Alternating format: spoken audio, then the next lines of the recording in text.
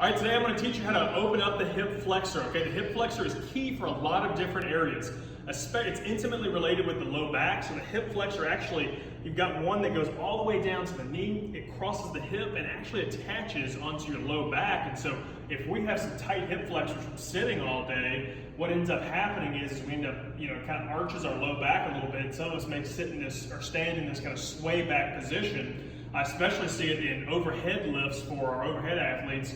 You got a barbell, you're inevitably a little bit tight here, and you lack some control and some flexibility, and that can contribute to low back pain. Same thing with runners as well. If you can't get your leg into this trail position here, inevitably you're going to put a lot more stress here at your low back, and that's just going to create all kinds of issues.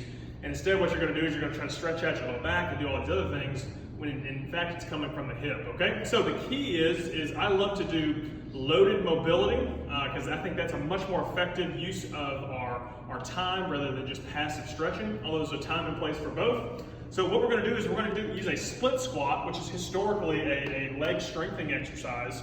But the key with this, what I want you to do is I want you to think about squeezing your glute on that side and tucking your hips underneath you. So I've got my core engaged a little bit, I've got my hips tucked underneath me, and I actually already feel a pretty good stretch on the front of my hip here. So the key with this, you want to keep your low back neutral, keep this hip engaged, and then we're going to slowly but surely settle down. The further you settle down, the more stretch you're going to have here. And I want you to have a good bit of weight on this back leg as well, and that's going to just help create tension along the front of this leg.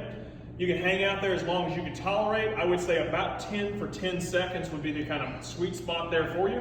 If you could hold longer, feel free to go for about 20 to 30 seconds if you can. But we're going to stretch out the front of this hip flexor, elevate your performance a little bit.